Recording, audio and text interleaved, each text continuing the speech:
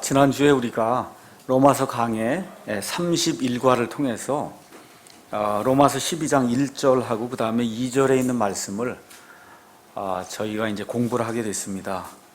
그리고 끝부분에 가서 특히 12장 2절에 있는 하나님의 그 선하시고 받으실 만하며 완전하신 뜻이 무엇인지 입증하도록 하라. 이 말씀을 통해서 하나님의 뜻을 어떻게 알 수 있느냐, 이런 이야기를 이제 말씀을 드렸습니다. 그러면서 하나님의 뜻은 이렇게 명백히 성경에 기록이 되어 있는 이 성경 말씀에 명백하게 나와 있는 그런 뜻이 있고, 하나님이 주권적으로 행하시는, 하나님이 숨겨놓으신 그런 뜻이 있다. 그래서 앞으로 어떤 일이 우리에게 생길지, 이런 일들은 명백한 이 성경 기록에 나와 있는 그런 하나님의 뜻이 아니고 숨겨져 있는 뜻이기 때문에 그 뜻은 그 일이 이루어져야 그 뜻이 알려지지, 그 전에는 그 뜻을 우리가 알 수가 없다고 그렇게 말씀드리고, 그래서 하나님의 일과 같은 그 주권적인 뜻을 정확하게 알아서 그거를 추구하려고 노력하는 것 자체가 비성경적이다, 그렇게 말씀을 드렸습니다. 그래서 이 하나님이 명백하게 기록해 놓으신 이 성경 말씀 안에서 저와 여러분이 어떤 일을 해도 그것이 다 하나님의 뜻이다, 이렇게 이제 말씀을 드렸습니다. 그렇게 이제 말씀을 드렸고, 제가 이제 구체적으로 이 삶 속에서 저 같으면 제가 말씀드린 대로 이렇게 이마에 필러 수술 하나 받고 뭐 이런 거 하나님의 뜻에 묻는 거 아니다, 이렇게 이제 말씀을 다 드렸어요. 이렇게 말씀드렸더니 또 그래도 이제 걱정하시는 그런 분들이 있어서 이거 자꾸 뜯어 고치면 어떡합니까? 그래서 이거 자꾸 이 몸을 그렇게 자꾸 뜯어 고쳐 평생 뜯어 고치면 안 되잖아요. 그러니까 그런 의미로 제가 이제 말씀드린 건 아니고, 우리 이제 여기 치과 선생님들도 계시고 하지만 아이들 이빨이 잘못 나면 그러면 중학교, 고등학교 가면서 다 이빨 이거 보정해 주죠. 그런 의미에 우리 몸도 이렇게 가꾸어서 남들 보기에 좋게 이렇게 만드는 그런 일은 오히려 하나님이 기뻐할 수 있는 그런 일이다. 그런 차원의 뭐 쌍꺼풀을 고치든지 뭐 이런 차원의 일들을, 그런 거 하나님께 물어보지 말라, 이제 그렇게 이제 말씀을 드려서 이해하시죠? 자, 이제 그렇게 이해하시고, 자, 이렇게 하다 보니까 하나님의 뜻은 성경에 지금 되어 있는 이 명백한 것을 찾으면 된다 그러는데, 그러면 기도도 하지 말라는 얘기냐, 또 이런 얘기가 생길 수 있어요. 그렇죠? 자, 어떤 직장을 놓고 A를 해야 됩니까? B를 해야 됩니까? 배우자를 이렇게 취해야 되는데 A를 제가 택해야 될까요? B를 택해야 될까요? C를 택해야 될까요? 그렇죠?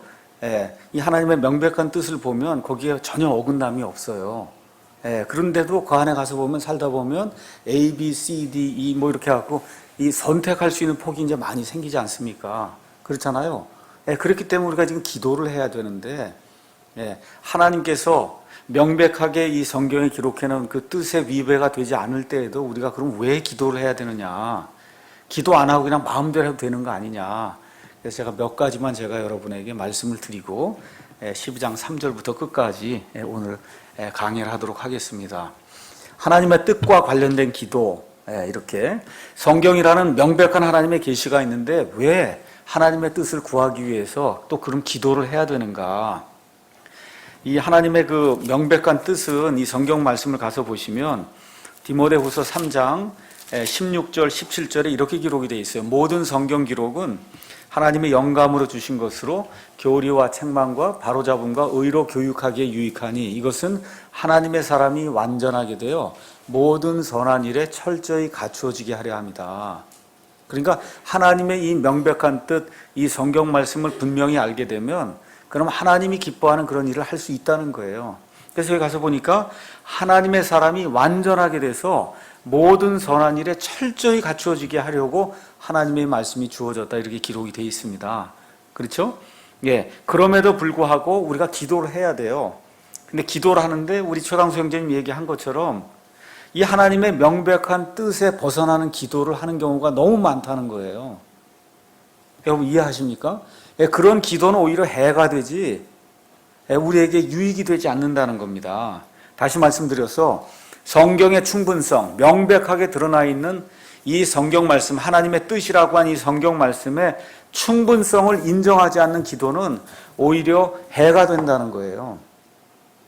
그래서 잠언 28장 9절에 가서 보니까 성경 말씀이 분명하게 이렇게 이야기하고 있어요. 사람이 자기 귀를 돌려 율법을 듣지 아니하면 그의 기도조차 가증한 것이 되리로다. 율법이라고 하는 구약 성경을 이야기하는 거거든요. 지금식으로 얘기하면 사람이 귀를 돌리고 하나님의 말씀이 성경을 무시하면 그가 10시간을 기도하든 20시간을 기도하든 그 기도하는 것 자체가 하나님께 가증한 일이 된다는 겁니다. 그렇기 때문에 저와 여러분이 하나님의 뜻을 구하기 위해서 반드시 기도를 하는데 그 기도하는 그런 내용이 성경 말씀에 위배가 되지 않도록 그렇게 기도를 해야 된다. 자, 그러면 하나님의 뜻을 구할 때 A 회사를 갈까요? B 회사를 갈까요?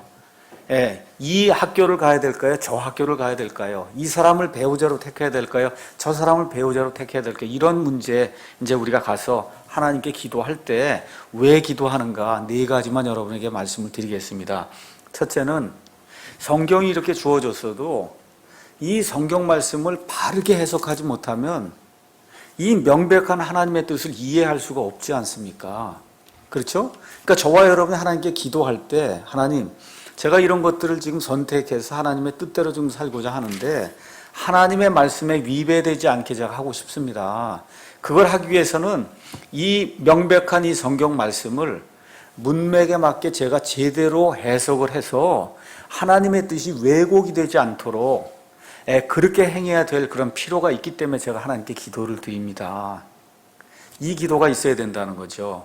그러니까 이 성경 말씀을 읽을 때 성경 말씀을 한쪽으로 기울어지게 이렇게 해석을 하거나 자기 뜻에 맞도록 왜곡하지 않도록 그렇게 하기 위해서 하나님의 인도가 필요하다는 거예요. 그래서 성령님은 진리의 영이시기 때문에 이 진리의 영이 오시면 우리를 모든 진리로 인도하신다 그랬습니다. 그래서 그 일을 위해서 성경을 읽고 하나님의 뜻을 이렇게 구하려고 할 때 성경 말씀을 제가 바르게 해석할 수 있도록 하나님께서 저를 진리 안으로 인도해 주십시오. 이런 기도를 드려야 된다는 거죠. 그래서 너는 진리의 말씀을 바르게 나누어 내 자신을 하나님께 인정받은 자로 부끄러울 것이 없는 일꾼으로 나타내도록 연구하라. 디모데후서 2장 15절이 우리에게 이야기해주고 있는 그 말씀에 근거해서 하나님의 말씀을 바로 해석하기 위해서 저와 여러분이 일단 기도를 해야 돼요. 요즘 저희 교회에 이제 오시는 분들이 많은데 교회 때문에 아니면 과거의 목사님 때문에 고생했던 그런 이야기들을 많이 합니다. 공통적인 얘기가 뭐예요? 다 성경으로 한다는 거예요. 그 목사님들도 그 교회도 다 성경으로 한다는 거예요. 그러니 목사님이 성경으로 한다는 거하고 과거의 성경으로 한다는 게 무슨 차이가 있습니까? 여러분 이해하시겠죠? 다 성경으로 해요. 이단도 다 성경으로 합니다. 그렇잖아요. 그러니까 문제가 뭐가 있는 거예요? 성경 해석이 다르기 때문에 한 해석은 사람을 기쁘게 하고 사람을 진리로 인도하게 되고 다른 해석으로 들어가면 똑같은 성경 말씀을 사용하는데 사람을 구속하고 종노릇하게 만들고 구약 시대로 되돌려버리는 그런 일이 생긴다는 겁니다. 그러니까 저와 여러분이 하나님의 뜻을 구하기 위해서 기도하는데 첫째 그 기도의 이유는 뭐냐? 하나님의 말씀을 제가 바르게 보고 바르게 해석할 수 있도록 그걸 위해서 저와 여러분이 기도한다는 겁니다. 둘째는 이런 결정을 내릴 그 상황을 바르게 분석하고 볼 수 있도록 하나님이 제게 지혜를 주시길 원합니다 하는 그런 심정으로 기도를 하는 거예요.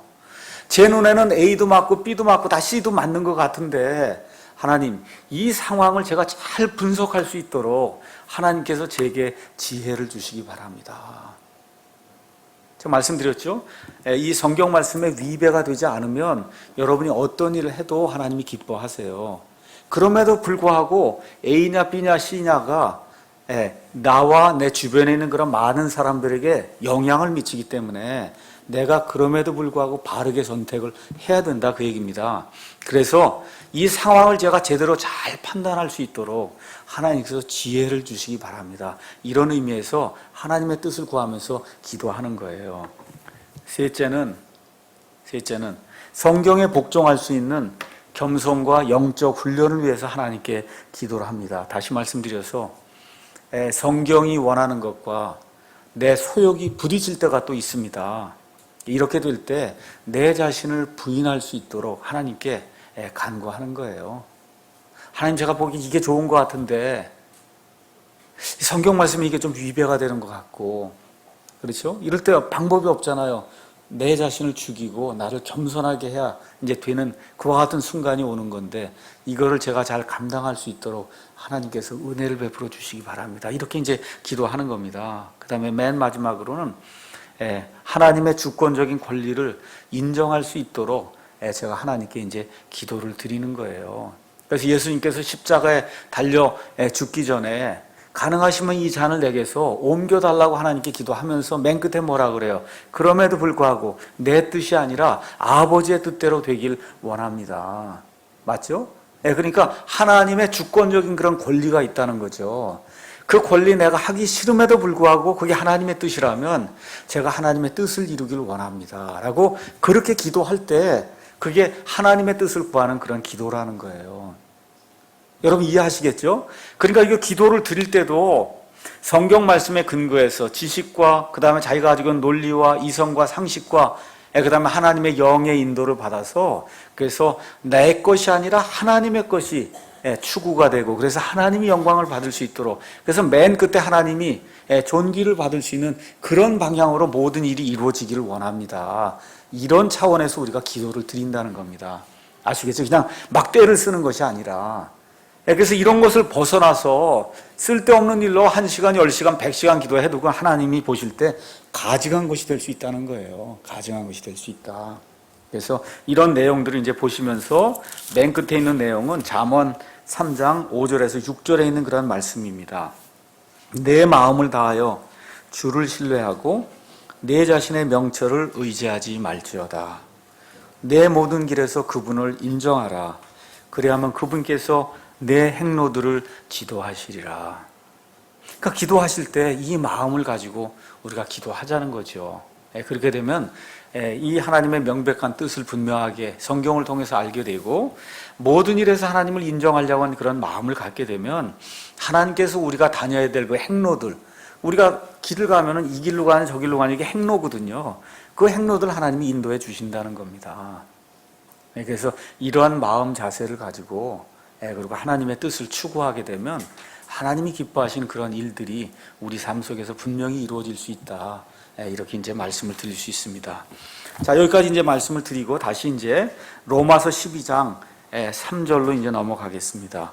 내게 주신 은혜를 힘입어 너희 가운데 있는 각 사람에게 내가 말하노니 각 사람은 자기가 마땅히 생각할 것보다 더 높이 자기에 대해 생각하지 말고 하나님께서 각 사람에게 믿음의 분량을 나누어 주신 대로 맑은 정신으로 생각하라. 지금 성경이 이제 이렇게 이야기하고 있습니다.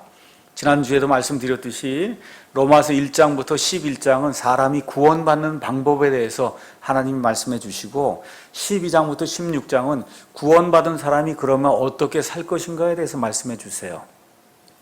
그래서 1절, 2절에 우리 자신을 하나님께 살아있는 희생물을 들여서 하나님께 마땅히 합당하게 섬겨야 된다. 하나님의 뜻을 입증하기 위해서 노력해야 된다. 이거 나오면서 곧바로 나오는 게 3절이에요. 그러니까 1절, 2절에 있는 말씀을 이제 신뢰를 통해서 하나하나 실천해 나가는 그런 말씀이 3절부터 이제 21절까지 나와 있다. 이렇게 이제 생각해 하시면 됩니다. 2절 가서 보니까 세상에 동화되지 말고 너희 생각을 새롭게 함으로 변화를 받아 하나님의 뜻이 무엇인지 입증하도록 해라.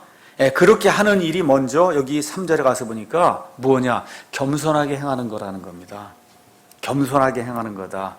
성도들을 섬기는 거다. 지금 사도 바울이 그렇게 이야기를 하면서 자기가 받은 그 은혜에 대해서 그 은혜를 두고 내가 너희에게 이야기한다. 사도 바울이 받은 그 은혜가 디모데전서 1장 12절에서 16절에 이제 나와 있습니다. 거기 가서 보니까 사도 바울이 어떤 은혜를 받았느냐? 12절에 나를 능하게 하신 그리스도 예수 우리 주께 내가 감사를 드림은 그분께서 나를 신실한 자로 여기사 내게 사역을 맡기셨기 때문이다. 여러분, 사역이라고 그러니까 자꾸 목사가 무슨 하는 일을 사역이라고 생각하는데, 사역은 그런 뜻이 아니에요. 섬기는 일이라는 뜻이에요. 섬기는 일. 우리가 섬김 세미나 한다 그랬죠? 그 섬김 세미나 할 때 그 섬김이 사역이에요. 그러니까 목사도 사역을 하고 여기 계신 형제 자매는 다 사역하는 겁니다.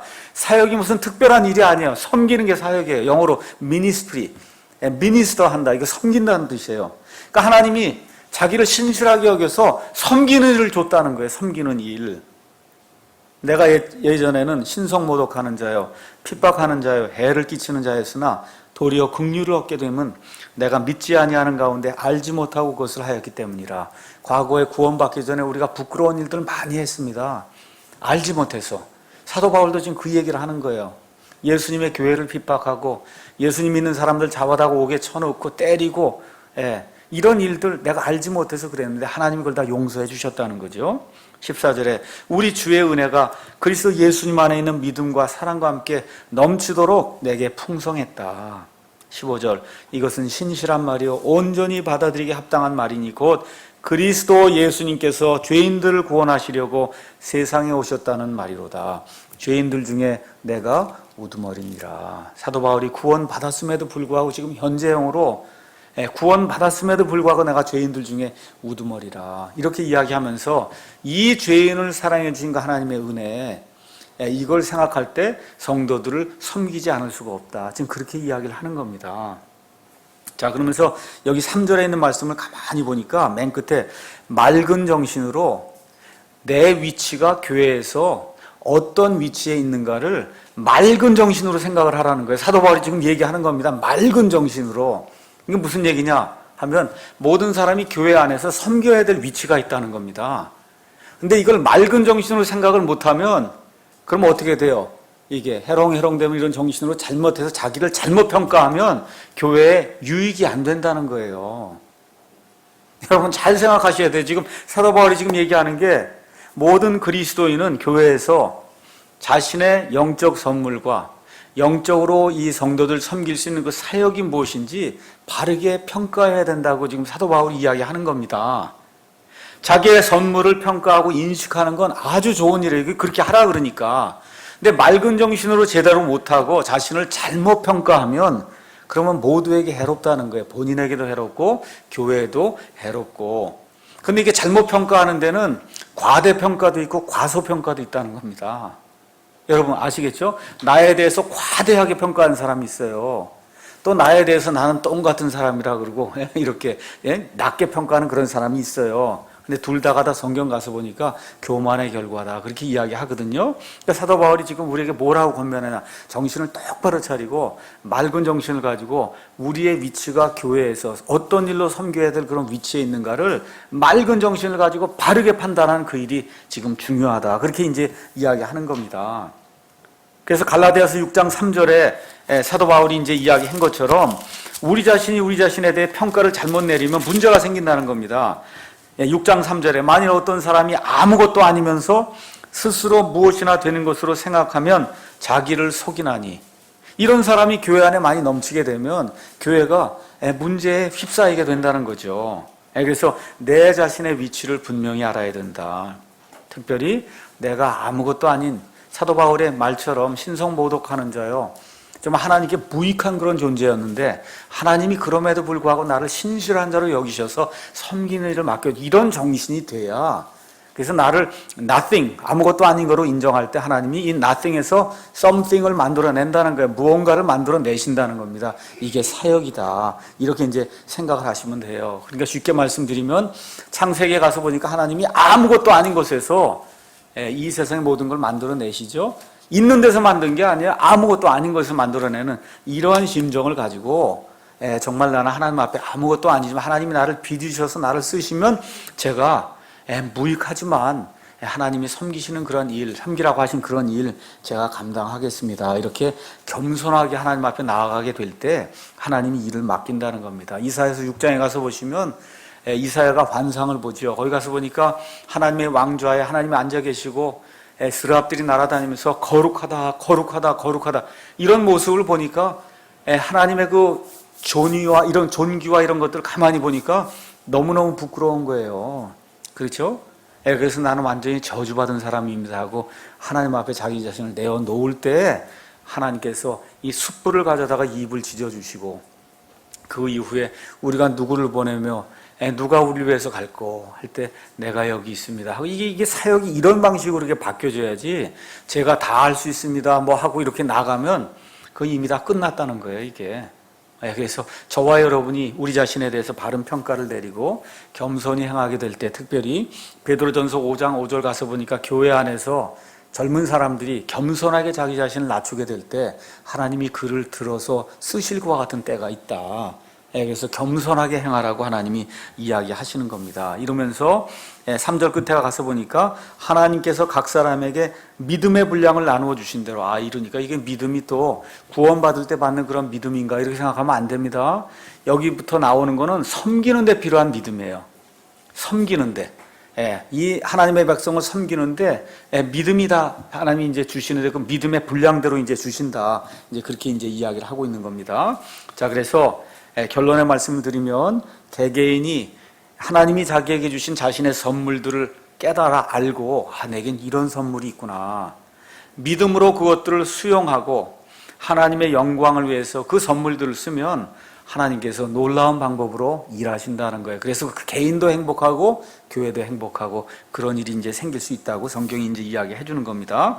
그래서 이제 4절, 5절에는 너무나 잘 아는 그와 같은 말씀이 우리에게 기록이 되어 있습니다. 우리가 한 몸에 많은 지체를 가지고 있되 모든 지체가 같은 직무를 가지고 있지는 아니하나니 손도 있고 발도 있고 입도 있고 귀도 있는데 똑같은 직무를 하는 지체가 어디 있어요? 발은 걸어 다니고 손은 뭘 만지고 들고 입은 말하고 눈은 보고 이게 다 지체마다 다 직무가 다르듯이 교회 안에도 직무가 다 다르다는 겁니다.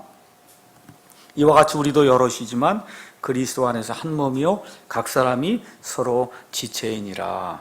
그래서 여러분 이거 이렇게 보세요. 우리 이렇게 몸이 이렇게 있는데 여기 아프면 전체가 다 아픈 거죠. 손가락 하나가 아프면 전체가 다 아프다. 그러니까 우리 교회 안에도 다 지체들인데 이 지체들이 아프지 않고 건강해야 교회라고 하는 지체가 건강하다는 거예요. 지금 그 이야기를 우리에게 이야기하면서 여기 나온 지체는 영어로 멤버입니다. 여러분 멤버 아시죠? 멤버십 해라 그러면 멤버. 그러니까 저와 여러분이 다 이 교회의 멤버란 말이에요. 멤버를 우리말로 지금 지체라고 이제 번역을 해놓은 겁니다. 그래서 고린도전서 12장에 가서 보니까 사도 바울이 이 내용을 다시 한번 이제 잘 설명을 해줬습니다.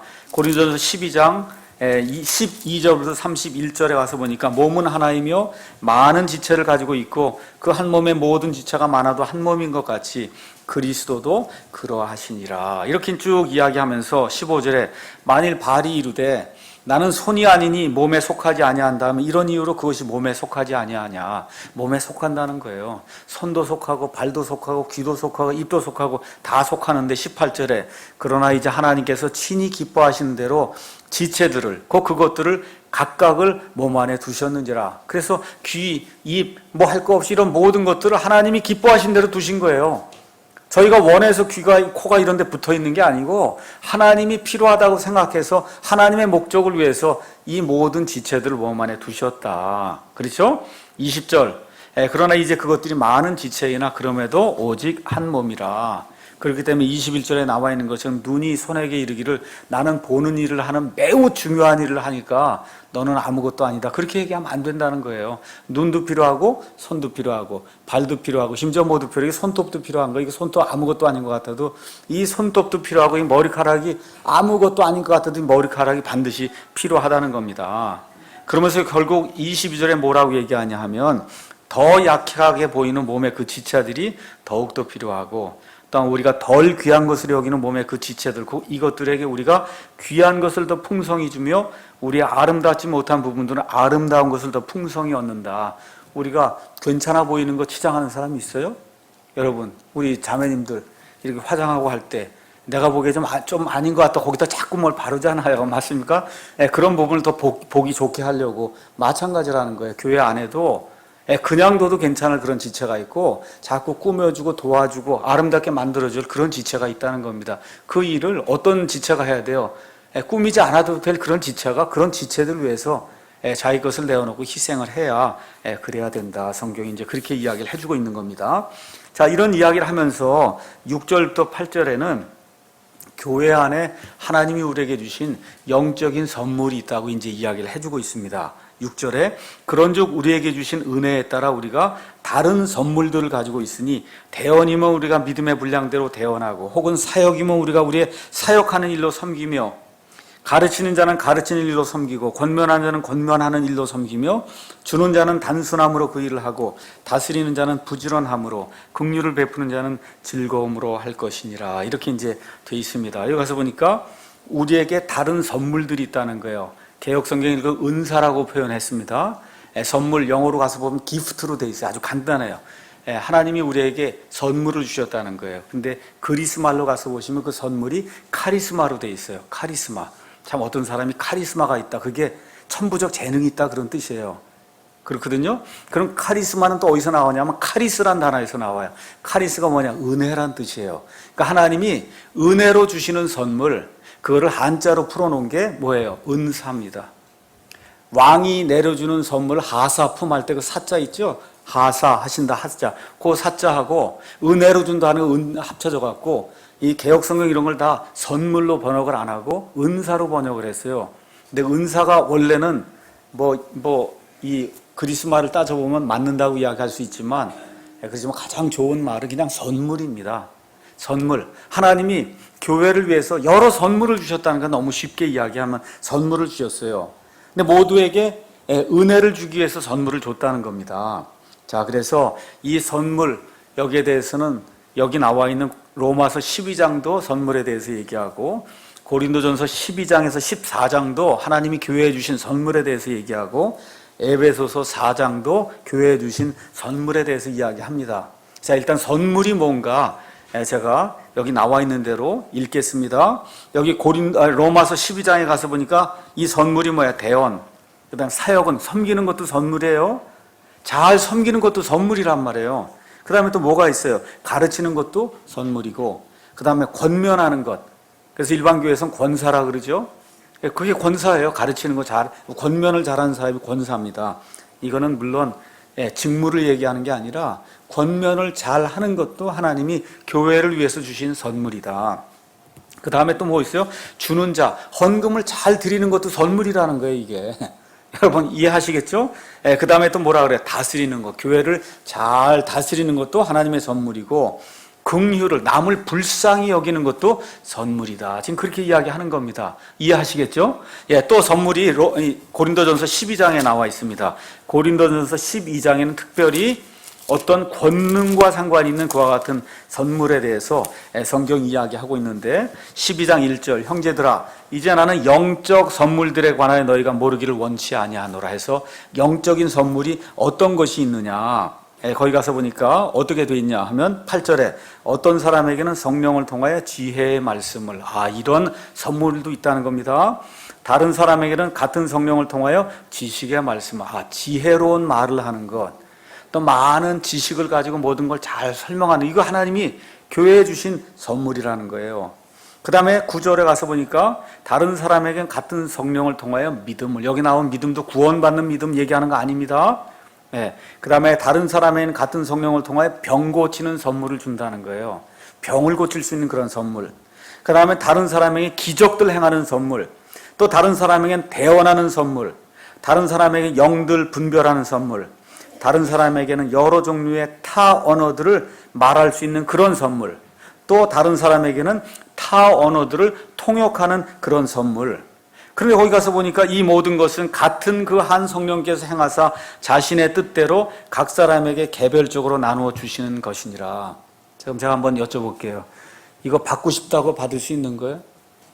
주십시오 하고 40일 금식 기도하면 갑자기 이렇게 뭐가 되는 거예요? 아니잖아요. 지금 11절에 그 한 성령님께서 자신의 뜻대로 각 사람에게 개별적으로 나눠주는 거예요. 그러니까 이걸 자꾸 달라 그래서 되는 게 아니라 성령님이 주시는 거지. 성령님이 판단해보고 이 교회에는 이러이러한 게 필요하다 해서 이러한 은사, 이 선물을 주는 거지 내가 구하고 싶다 그래서 받는 게 아니란 말이에요. 방언 주십시오 하고 쫓아다니면서 방언 받는 게 그건 다 가짜 방언이에요. 그게 아니에요. 그게. 그렇죠? 그러면서 또 뭐라고 써있냐면 7절 다 같이 읽겠습니다. 시작. 각 사람에게 나타나심을 주신 것은 그것으로 말미암아 모두가 유익을 얻게 하려 하심이다. 그러니까 하나님의 선물을 받으면 나를 위해서 쓰라는 게 아니에요. 그런 건 없어요. 하나님의 선물은. 그 뭐라 그랬어요? 모두가 유익을 얻기 위해서 쓰여야 그 선물이 하나님이 기뻐하신 그런 선물이 된다는 겁니다. 여러분 이해하시겠죠? 모두가 유익을 얻는데 목사의 이제 좀 이따 이제 목사의 선물도 나오고 교사의 선물도 나오고 복음 전도자의 선물도 나오고 하는데 그 모든 게 자기를 위해서 쓰면 안 돼요. 이 교회에 속해 있는 모든 사람들 위해서 쓰도록 하나님이 만들어 주셨다. 그러면서 28절 가서 보니까 하나님께서 교회 안에 며칠 세우셨는데 첫째는 사도들이요, 둘째는 대언자들이요, 셋째는 교사들이요, 그 다음은 기적들이요, 그 다음은 병 고치는 선물들과 돕는 것들과 다스리는 것들과 여러 가지 타 언어들이니라. 제가 묻겠습니다. 모두 사도이겠습니까? 대답하세요. 예, 모두 사도이겠습니까? 아니요. 예, 모두 대언자이겠습니까? 모두 교사이겠습니까? 모두 기적을 행하는 자이겠습니까? 모두 병 고치는 선물을 가지겠습니까? 모두 방언하겠습니까? 모두 통역하겠습니까? 아니에요. 이걸 모두를 추구하면 이거 하나님의 뜻이 아니란 말이에요. 그러니까 하나님의 이러한 영적 선물들은 나 잘 되라고 주는 게 하나도 없습니다. 이 교회를 위해서, 교회의 유익을 위해서 쓰라고 하나님이 주시는 거고, 내가 이걸 구해서 하나님이 주는 게 아니다. 이 성령님께서 판단해 보시고 이 교회에 이러한 선물들이 필요하면 하나님이 스스로 그걸 나눠주는 거지, 예, 내가 그걸 구해서 얻는 게 아니다. 지금 성경이 그렇게 이야기하는 거예요. 맞습니까?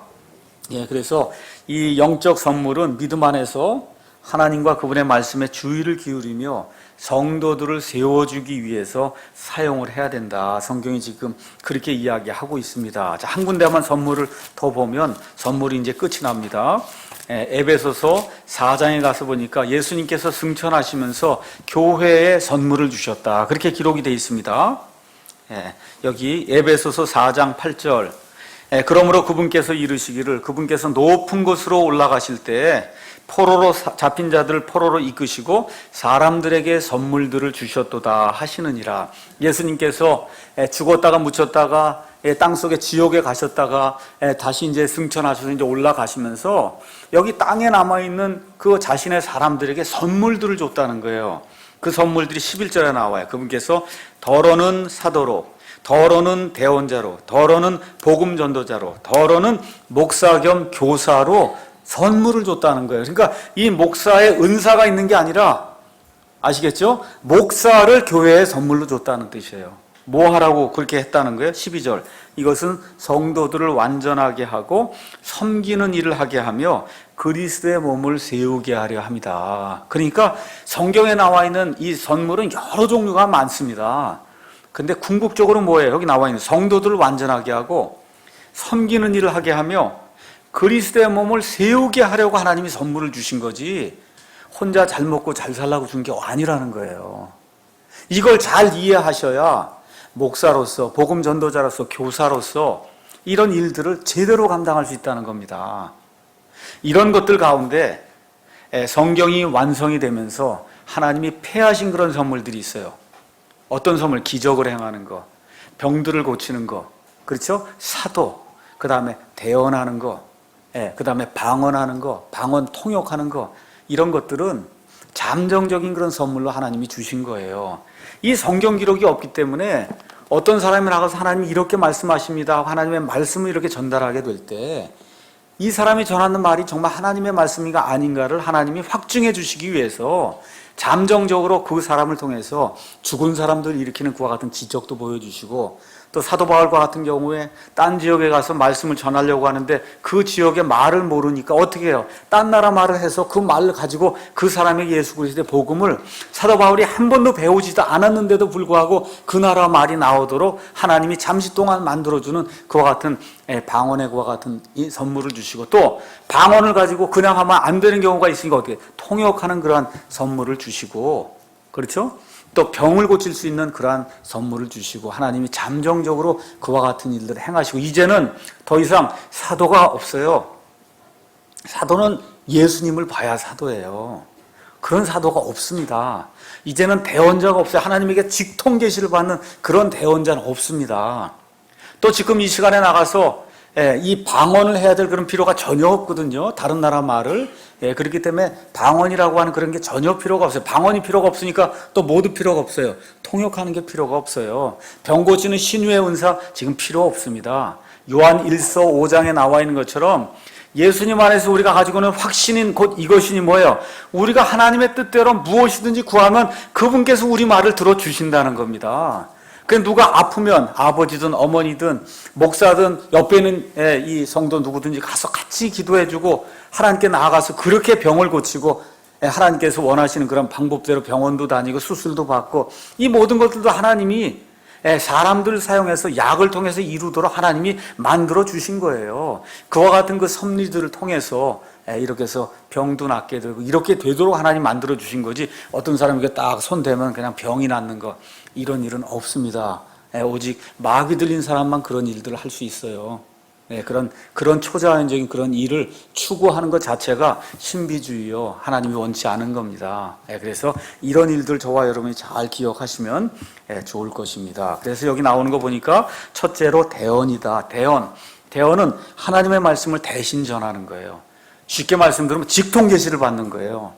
지금 여러분 대언자 있습니까? 없습니까? 이 목사가 여기 서서 내가 오늘 하나님의 직통 계시를 받는다. 큰일 나는 겁니다. 어느 교회에 가면 목사를 인정하지 않고 그래서 동그랗게 둘러서서 하나님이 자기에게 주시는 대로 돌아가면서 이야기한다. 그게 직통 계시거든요. 큰일 나는 거예요. 그런 직통 계시 하나님 주는 적 없습니다. 지금 이 시대에는. 어떻게 해야 돼요? 말씀을 전하기 위해서는 말씀을 연구하고 잘 조직적으로 잘 해서 설교를 잘 해야지 하나님이 직통으로 자꾸 주니까 돌아가면서 빙빙 돌아가면서 한다. 그런 일은 있을 수 없습니다. 지금 이 시대에는. 그래서 그와 같은 일은 없어요. 어느 때에만 가능한 거예요. 성경이 없을 때에만. 성경 기록이 AD 90년에 사도 요한의 계시록을 끝으로 해서 성경 기록이 완전히 완성이 됐어요. 그래서 하나님의 명백한 뜻은 이 안에 다 기록되어 있는 거예요. 그러니까 지금 이 시간에 자꾸 뭔가 직통 계시를 추구하려고 하면 그러면 그건 하나님과 반대되는, 하나님과 원수되는 그런 일을 하는 거예요. 하나님이 다 줬다 그러는데 부족합니다. 자꾸 주십시오. 그렇게 얘기하면 하나님 무시하는 거잖아요. 맞습니까? 여기서 대언이라고 하는 건 이제 더 이상 없는 겁니다. 그래서 에베소서 2장 20절 그 다음에 20절에 가서 보니까 교회가 어디에 이제 기초를 두고 있느냐 이런 얘기가 나오는데 2장 20절 너희는 또 사도들과 대언자들의 기초 위에 세워진 자들이니라. 사도들과 대언자는 이 교회의 밑에 기초가 된 거예요. 기초가 끝나야지 기초가 저 위에까지 가면 안 되잖아요. 맞습니까? 그래서 이 사도들과 대언자들은 이미 교회를 세우는데 기초로도 사용이 되고 끝난 거예요, 이게. 그래서 더 이상 사도, 지금 요새 신사도 운동 한다 그래갖고 자기들이 무슨 사도라 그러고 너도 사도해라, 나도 사도할게. 이런 사람들 지금 엄청 많습니다. 이게 하나님께 나중에 가면 크게 책망받고 아마 그 정도 되면 하나님은 모르는 사람일 거예요. 제가 볼 때는. 자기를 사도라고, 아이고, 그런 신성모독을 범하고 있으니 이게 하나님을 모르니까 그러지 어떻게 사도가 될 수 있는가. 본인이 직통 계시를 받고 이 마귀에게 속한 사람이지 하나님에게 속한 사람은 감히 그런 얘기 못합니다. 어떻게 여기서 제가 사도입니다. 사도면 사도의 표적을 보여야 돼요. 고린도후서 12장에 가서 보니까 사도 바울이 내가 사도의 표적을 보였다. 그게 뭐야? 죽은 자들을 살리고. 사도 바울이 죽은 자를 살리지 않습니까? 유두고라고 하는 사람이 말씀 듣다가 졸아가고 떨어진 걸 살리잖아. 이런 사도의 표적을 보여야 사도지. 감기도 하나 못 고치면서 사도, 신사도가 된다 그러고 이렇게 이야기하는 자들을 하나님이 콧방귀를 낀다 그 얘기야. 이런 자들 여기서나 지금 그러고 있지 하나님 보실 때는 거의 구원받지 못한 자들이다 이렇게 이제 보시면 돼요. 그러니까 신사도라고 해서 요새 나오는 모든 사람들 하나님과는 전혀 상관없는 그런 사람들이다 이렇게 보시면 이제 되는 거예요. 그래서 이 대언자는 사람들 앞에서 하나님을 대표하는 사람이에요. 사람들 앞에서 하나님을 대표하니까 어떻게 해요? 하나님이 이같이 말씀하시느니라 이렇게 말씀하는 사람. 알겠죠? 그게 대언자예요. 그래서 대언자는 세 가지 일을 합니다. 대언자는 과거의 일을 알아요. 영어로 힌드사이트, 힌드는 뒤란 뜻이에요. 사이트는 이게 뭐야? 사이트, 본다는 얘기거든요. 과거를 본다는 거예요. 모세의 경우 모세가 이 주전 1500년경에 모세 창세기 출애굽기, 레위기, 민수기, 모세 5경을 기록했어요. 제가 여쭤볼게요. 그러면 창조는 모세가 그걸 기록하기 2500년 전에 일어난 거예요. 맞습니까? 그럼 모세가 그때 가서 봤을까요? 하나님이 천지 창조하는 거? 봤어요, 안 봤어요? 안 봤죠? 안 봤는데도 창세기 1장 1절부터 누가 기록한 거예요? 모세가. 왜 그래요? 하나님께서 과거의 일들을 알려주시기 때문에, 그래서 대언자는 그런 일들을 할 수 있는 거예요. 맞습니까? 현재의 일을 알아요. 그래서 대언서를 가서 보시면 이사야, 아모스, 요엘, 예레미야 이런 거 가서 보면 현 시대의 일들이 어떻게 되는가를 잘 아는 사람이에요. 그래서 그 시대의 필요가 무엇이고 이 사람들의 죄악이 무엇이고 하나님께서 원하시는 것이 무엇인가를 하나님께서 이같이 말씀하시느니라 하고 말씀을 전하는 그와 같은 사람이 대언자입니다. 그래서 인사이트, 그건 인사이트라고 얘기를 하고, 그 다음에 미래의 일을 아는 사람이 또 대언자입니다. 앞날에 하나님이 가르쳐 주시니까 다 아는 거예요. 다니엘의 70일에 또 느부갓네살 왕의 신상을 통해서 온 세상이 변화되는 것, 이런 모든 것들 다니엘이 다 알고 있었거든요. 에스겔의 천년 왕국을 통해서 에스겔서 40장부터 48장에 맨 마지막에 천년 왕국의 시대에 이스라엘 백성이 어떤 땅에 돌아와서 그 땅에 돌아온 이후에 이스라엘의 12지파가 어느 만큼의 땅을 분배받고 그 다음에 이 가운데는 이 성소는 누가 차지하게 되고 성전에 어떤 이런 모든 것들을 앞날을 다 아는 그런 사람이 대언자입니다. 이 대언자 중에 유명한 사람이 모세예요. 신명기 끝에 가서 보시면 모세의 죽음에 대해서 성경이 나와 있죠. 그렇죠? 이 사람들이 모세가 죽은 이후에 모세의 무덤이 남아있으면 가서 거기 가서 이제 이거를 신성화해갖고 뭐 만들까봐 아예 하나님이 모세를 들어다가 그래서 이제 죽게 만들어서 그래서 모세의 무덤이 어디 있는지 모르게 그렇게 된 사실 신명기 맨 끝장에 나와 있죠. 맞습니까? 자, 그럼 신명기 누가 기록했습니까? 모세가 기록한 거 맞아요? 모세가. 그러니까 죽기 전에 자기가 죽을 것도 다 알아서 기록을 했다니까 거기에. 믿기세요, 여러분? 하나님이 그런 거 하실 수 있는 분이에요. 모세가 자기가 죽기 전에 신명기 끝까지 마감을 해놓고 죽어서 자기가 죽는 것도 어떻게 죽는 것까지 하나님이 알려주시니까 그대로 적어 놓은 거예요. 이런 일들을 하는 사람이 대언자입니다. 그럼 이 시간에 그런 대언자 있습니까? 없습니까? 없어요. 그래서 성경에는 이 중요한 단어를 다 대언이라고 번역을 해야 되는데 개역 성경이 이거를 선지자라고 미리 무언가를 아는 사람을 이렇게 번역을 해놓다 보니까 자꾸 이 선지자 뭔가 미래 것만 얘기하는 사람이 되단 말이에요. 이게 과거도 알고 현재도 아는데 그러면 여러분 대언자가 한 일 중에 과거의 일, 현재의 일, 그 다음에 미래의 일이 있다 그러면 전체를 100으로 봤을 때 미래의 일은 퍼센트로 얼마 정도 될 것 같아요? 대언자가 말을 많이 했잖아요. 그렇죠? 과거의 것도 하고 현재의 것도 하고 앞날도 얘기하고 대언자들이 앞날에 대해서 얘기한 건 그 전체를 100으로 봤을 때 얼마 정도 될 것 같아요? 한 5%. 알겠죠? 나머지는 다 과거의 것과 현재의 걸 얘기한 거예요. 이런 사람을 두고 자꾸 선지자라고 얘기하면 문제가 생긴다는 거예요. 미리 앞날을 내다보는 사람이다. 시금식으로 얘기하면 뭐예요? 점쟁이다 그런 얘기거든요. 점쟁이가 아니에요. 이 사람도 하나님의 말씀을 대언했는데 그 대언 중에 일부가 앞날에 대한 거라 그 얘기입니다. 그래서 대언으로 번역이 돼야 돼요. 그래서 prophecy라고 하는 그러한 그 단어나 아니면 prophet이라고 하는 그런 명사 이런 단어는 성경에 500개 이상 나오는데 이건 성경 기록 그 자체와 관련해서 아주 중요한 그런 의미를 갖고 있습니다. 그런데 20세기 영어 사전을 가서 보시면 prophecy라고 하는 단어를 가서 보면 예언하다, 예언자 이렇게 번역이 되어 있으니까 자꾸 사람들이 예언으로 생각을 하는데 예언 아닙니다. 대언이에요. 하나님의 말씀을 대신 전한다 그런 뜻이에요. 그래서 출애굽기 7장 1절 가서 보시면 이렇게 이제 기록이 되어 있습니다. 출애굽기 7장 1절에 뭐라고 기록이 되어 있냐 하면 주께서 모세에게 이르시되 보라 내가 너로 하여금 파라오에게 신이 되게 하였은즉 내 형 아론은 내 대언자가 되리라. 하나님이 모세를 불러서 그래서 내가 가서 파라오에게 하나님의 일들을 이야기하고 내 백성 이스라엘을 구출해내라. 그러니까 저는 입이 둔하고 입술이 둔해서 말을 못합니다. 그러니까 하나님이 내 형 아론이 있지 아니하냐. 아론이 보통 말을 잘하는 사람이 아닌 거 그거 알고 있지 않냐. 그 얘기하면서 뭐라 그래요? 너는 파라오에게 신이 되는데 내 형 아론은 뭐라 그래? 내 대언자가 된다. 그러니까 너는 뭐 하면 돼? 너는 그냥 말만 아론에게만 얘기해주면 아론이 그 말 전하는 사람, 이걸 선지자로 번역하면 되겠어요, 여러분? 예, 아론, 내 형 아론은 내 선지자가 되리니. 이건 말이 안 되잖아요.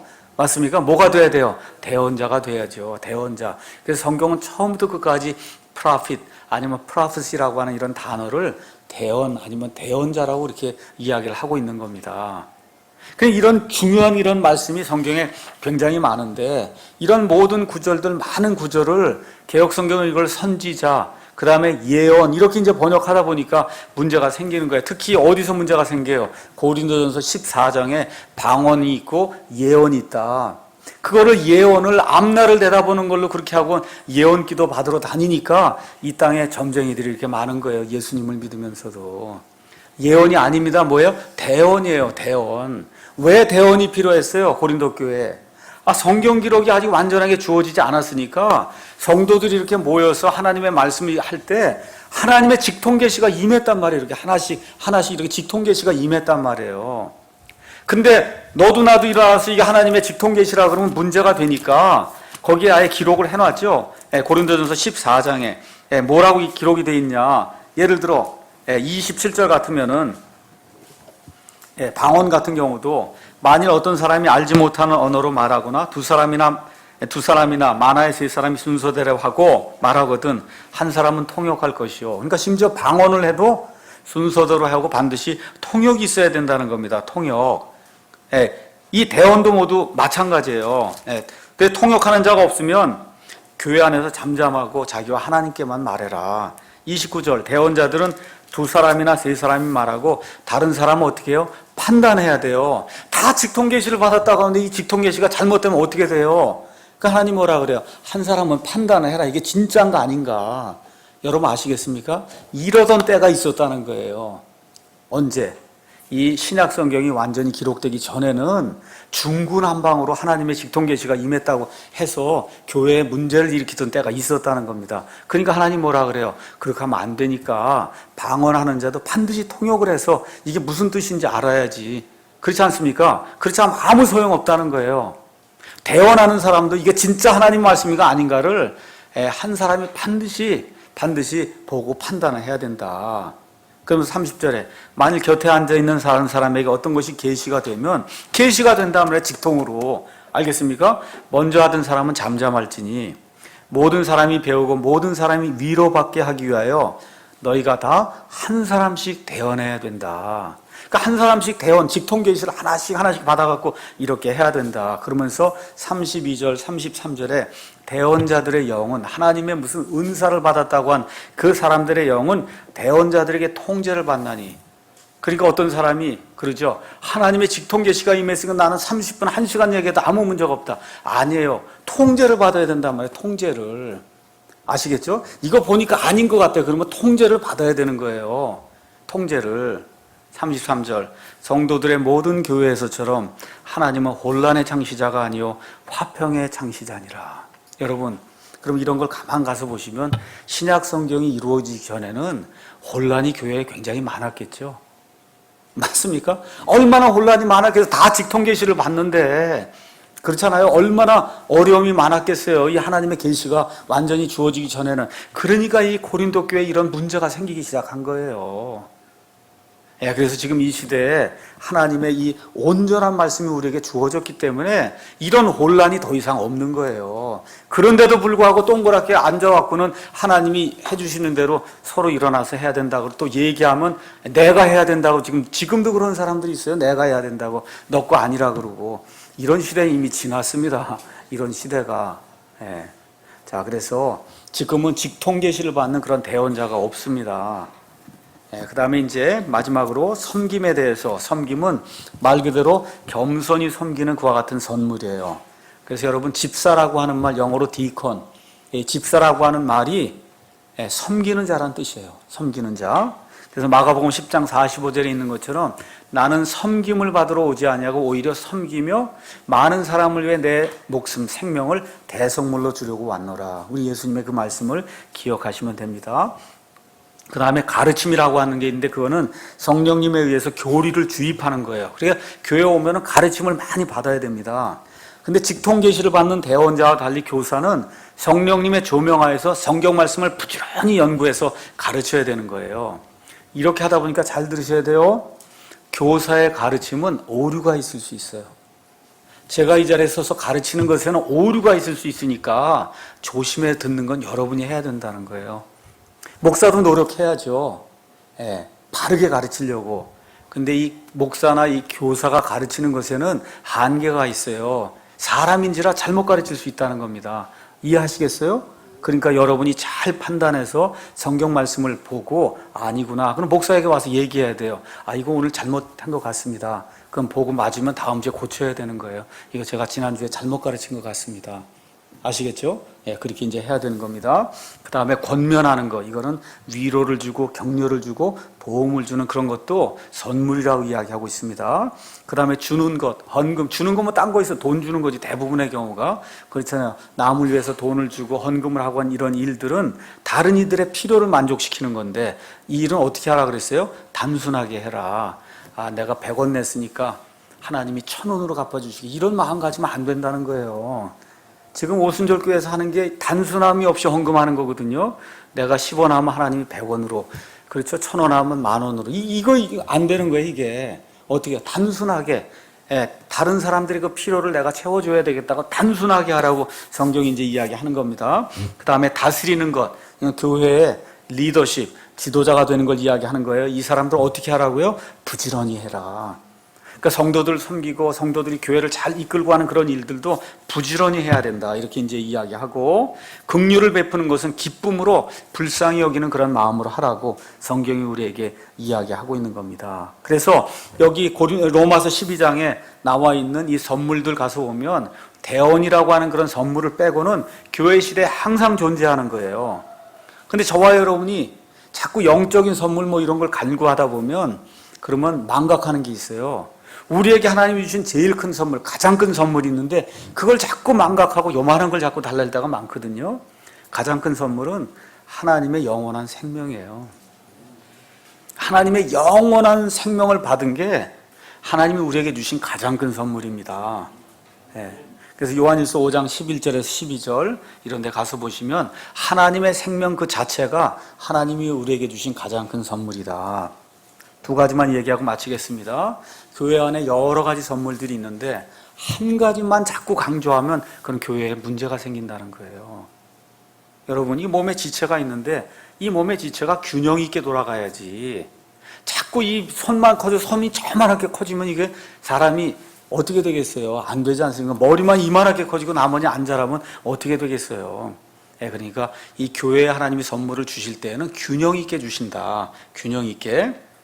그 내용을 저와 여러분이 기억하시고, 선물들은 남을 세워주기 위한 도구예요. 그러니까 선물들 자체가 목적이 아니란 얘기예요.